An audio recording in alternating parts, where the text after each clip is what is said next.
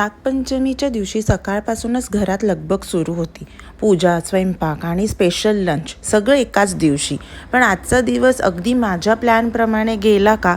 चला माझ्यासोबत आजची नागपंचमीची पूर्ण तयारी आणि पूजा पाहूया. सगळ्यांना हार्दिक हार्दिक शुभेच्छा. तर आज नागपंचमी आहे तर नैवेद्य बनणार आहे. पण जसं मी आदल्या व्हिडिओमध्ये मील प्लॅनिंगच्या व्हिडिओमध्ये तुमच्या सगळ्यांशी शेअर केलं होतं की माझ्याकडे कढई आणि तवा चालत नाही ठेवलेला. तर पोळ्या तर मी सकाळीच केल्या कारण मुलांचे लंच बॉक्सेस होते, त्यामुळे पोळ्या सकाळी केल्या. सकाळचं शूट मी नाही करू शकले कारण खूप घाई गडबड होती आज घरामध्ये, कारण मला पूजा पण आटोपायची होती. आमच्याकडे नागदेवताची वेगळी पूजा करतात ती पण होती, प्लस रेग्युलर माझी देवाची पण पूजा होती आणि त्याच्यानंतर मुलांना पण शाळेत पाठवायचं होतं. तर खूप सगळी घाई होती, त्यामुळे मी सकाळचे क्लिप्स तर नाही घेऊ शकले. पण नैवेद्याचा काही पार्ट अजून माझा बाकी आहे जो मी तुमच्यासोबत शेअर करेन.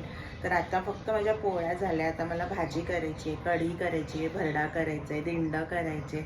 आणि तुम्ही आदल्या क्लिप्समध्ये बघितलंच असेल की मी नागपंचमीची पूजा कशी केली. मी नाही केली आहे, माझ्या मिस्टरांनी केली आहे आणि माझे सासू सासरे आले होते. मी पूर्ण पूजेचा व्हिडिओ नाही शूट केला. मी झाल्यानंतर एक थोडंसं 2-3 सेकंदाचा क्लिप केला, कारण नाहीतर व्हिडिओ खूप जास्त मोठा झाला असता, म्हणून मी कट शॉट करायला फक्त तेवढाच क्लिप घेतला.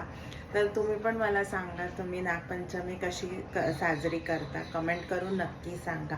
आणि मला माहिती आहे माझे व्हिडिओज खूप लोक बघतात पण सबस्क्राईब बिलकुल करत. सगळ्यात आधी ना इथे मी माझी लाल भोपळ्याच्या भाजीची तयारी केली. माझ्यासाठी सणाच्या दिवशी कुकिंग एन्जॉयबल असायला हवी, स्ट्रेसफुल नाही. त्यामुळे शक्य तितकी कामं आधी प्लॅन करून घेते. त्याच्यानंतर इथे ना मी भरड्याची पण तयारी सुरू केली होती. स्वयंपाक करताना किचनमध्ये एकीकडे पदार्थाची लगबग आणि दुसरीकडे घरातली नेहमीची कामं, म्हणजे टिपिकल फेस्टिवल डे. आणि आता शेवटचा पदार्थ हा माझा आजच्या स्पेशल लंचमधला फेवरेट आहे. इथे सणाच्या दिवशी आपण कितीही प्लॅनिंग केली तरी काही ना काही काम उशिरा होतच, पण शेवटी सगळं व्यवस्थित झालं की तो स्ट्रेससुद्धा वर्थ इट वाटतो. तर एकीकडे इथे मी भरड्यात फोडणीला घातला आणि दुसरीकडे मी मसाला भाजायला ठेवला होता माझ्या लाल भोपळ्याच्या भाजीसाठी. इथे मी तेच तुम्हाला दाखवते की हा माझा भरडा तयार आहे आणि हा मसाला पण आता भाजून तयार आहे. हा मसाल्याला छान तेल सुटलं होतं तर बेसिक मसाले पटकन असे घालून घेतले. हळद, तिखट, त्याच्यानंतर दाण्याचा कूट, गरम मसाला आणि लाल भोपळा, आणि तो छान असा मिक्स करून घेतला. मी याच्यातनं अगदी थोडंसं पाण्यावर हा लाल भोपळा शिजवला, म्हणजे तुम्ही असं म्हणू शकता की मी तेलावरच हा लाल भोपळा शिजवला आहे. मला ना असा लाल भोपळ्याची भाजी फार आवडते, ती खायला पण एकदम टेस्टी लागते.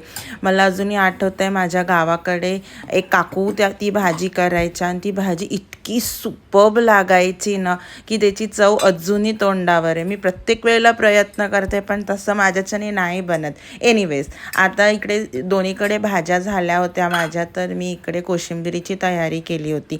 मागच्या व्हिडिओमध्ये तुम्हाला दाखवलंच होतं की मी सगळं चिरून ठेवलं होतं, तर त्यामुळे मला खूप हेल्प झाली. एकीकडे कोशिंबीर, एकीकडे कढी पण फोडणीला घातली होती. आता ऑलमोस्ट सगळा स्वयंपाक तयार आहे, म्हणजे मी तुम्हाला दाखवते. कढी रेडी आहे, वरण उकळायला ठेवलं आहे मी, इकडे माझा भरडा रेडी आहे आणि इकडे माझी भाजी रेडी आहे.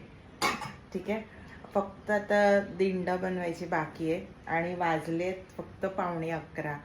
सो सकाळी उठायचं, लवकर उठायचा हाच एक फायदा असतो की तुमचे कामं पटपट आटोपतात. अजून इतरही कामं आहे, फक्त स्वयंपाक नाही आहे. पण हां, आता फक्त मला दिंड बनवायचे की माझे स्वयंपाक संपेल.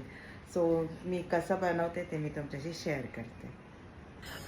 तर इथे ना आता सगळ्यात मेन पदार्थ मी तयार करते तो म्हणजे पुरणाची दिंड. आमच्याकडे हा पदार्थ नागदेवाला नैवेद्याला दाखवतात, तर मी इथे त्याचीच तयारी करून घेत आहे. सगळ्यात आधी मी कणिक आणि मैदा 1:1च्या प्रपोर्शनमध्ये घेतला आणि तो छान असा भिजवून घेतला आणि त्याला 10 मिनटं भिजत ठेवला जेणेकरून तो मऊ होतो. आणि त्याच्यानंतर मी दिंड करायला घेतली होती. तुम्ही दिंड करताना आयदर ते गोळा करून पोळपाटावर पण लाटू शकता किंवा मी जसं केलं डायरेक्ट हाताने तसं पण करू शकता. मी आधी जे माझ्याकडे स्टीमर होतं त्याला मी ऑइल लावून घेतलं आणि त्याच्यावरती दिंड ठेवून घेतली. तर असा होता माझा नागपंचमीचा दिवस, पूजेपासून तर लंचपर्यंत. तुमच्या घरी नागपंचमीला काय स्पेशल बनतं मला कमेंटमध्ये नक्की सांगा. व्हिडिओ आवडला असेल तर लाईक करा, कमेंट करा आणि द गुज्जू पुणेकरला सबस्क्राईब करायला विसरू नका. पुन्हा भेटूया एका नवीन व्लॉगमध्ये. तोपर्यंत काळजी घ्या आणि हॅपी नागपंचमी.